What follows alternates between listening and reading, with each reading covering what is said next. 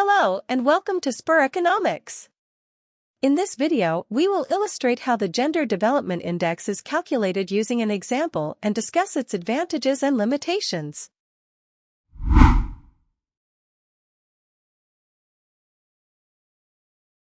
The Gender Development Index, or GDI, is designed to measure gender-based gaps in development.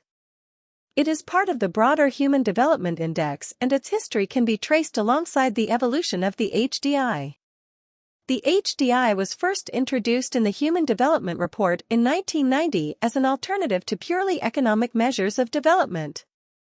It aimed to provide a more comprehensive view of a country's well-being by considering life expectancy, education, and income.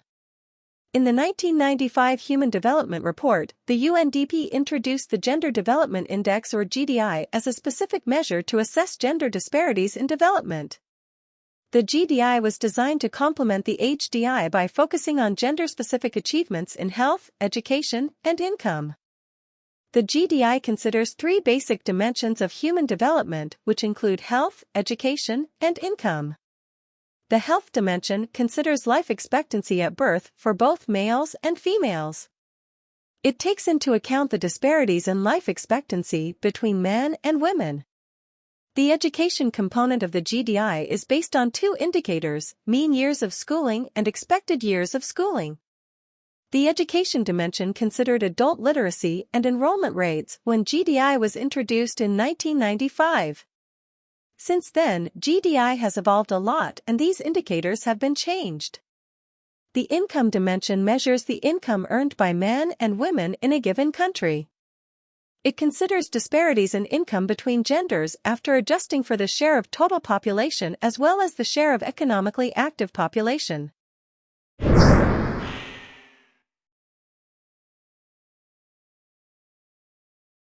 Since its inception in the 1995 Human Development Report, the GDI has evolved and several changes have been made in its calculations.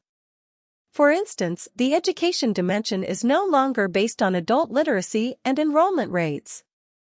Here, we will discuss how GDI is calculated in the Human Development Report 2021-22. The GDI includes fixed values for each dimension to act as goalposts.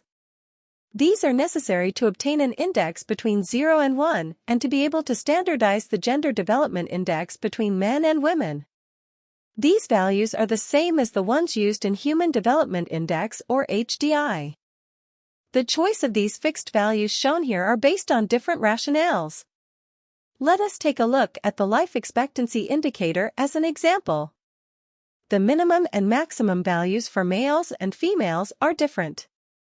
This is implemented because women have a natural or biological advantage of 5 years on average.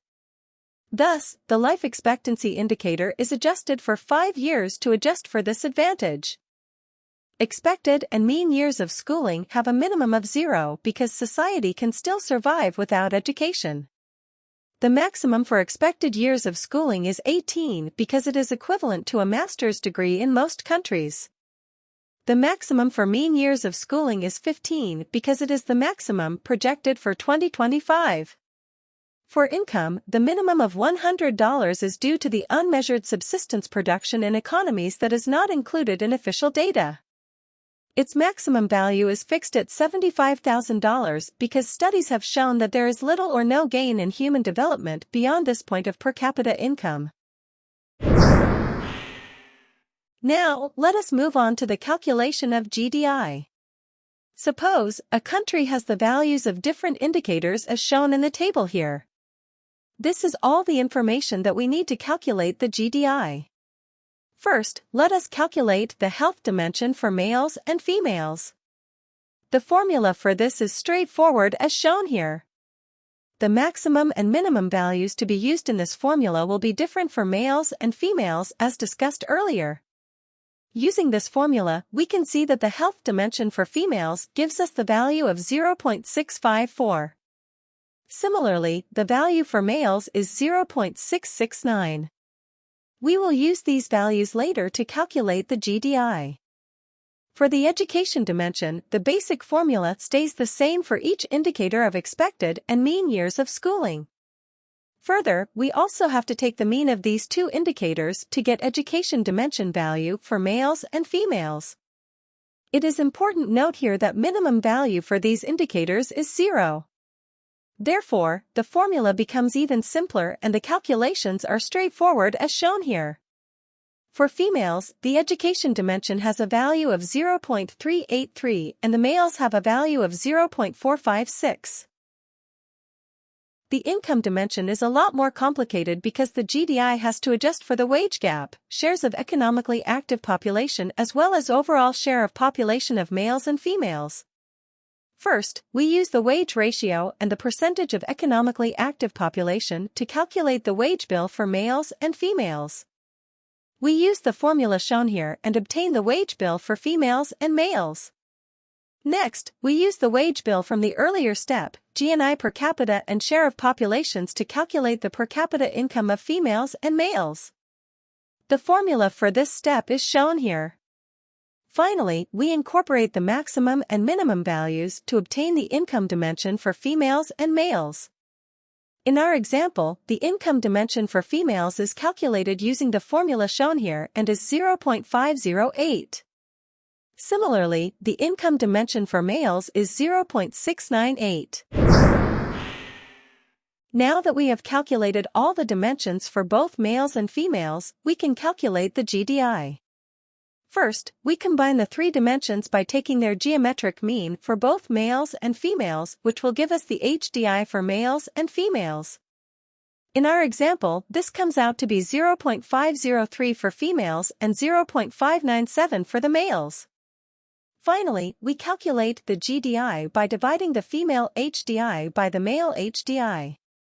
This is equal to 0.843, which is the value of the Gender Development Index. Normally, the GDI ranges between 0 and 1, with 1 indicating perfect gender equality. The lower the value of GDI below 1, greater is the inequality in development of females as compared to males.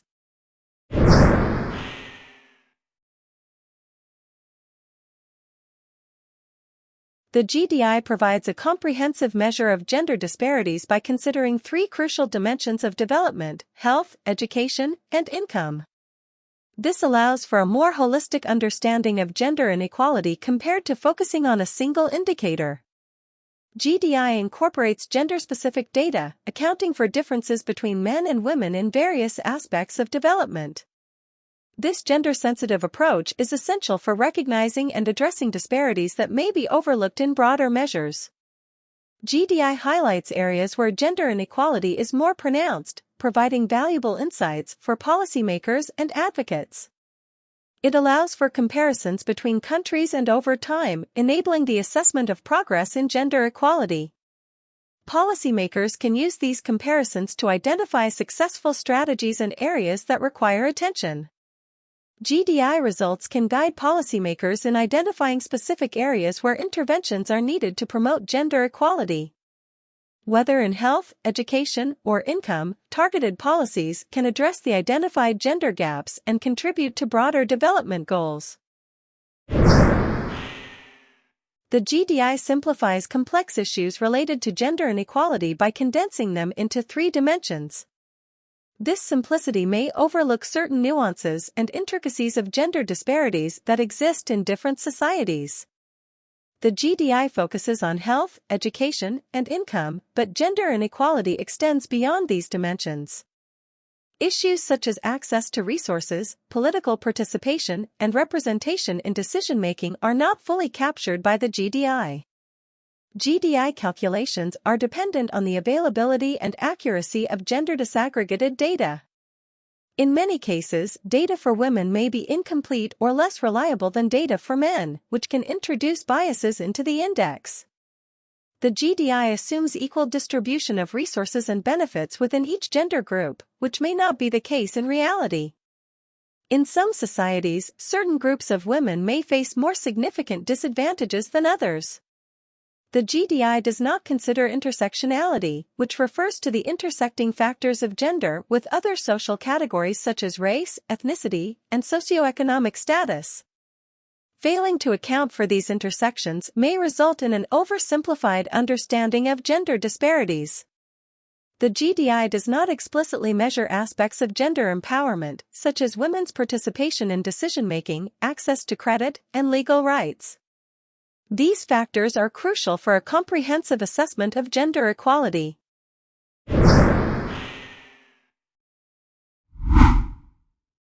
Thank you for watching and happy learning!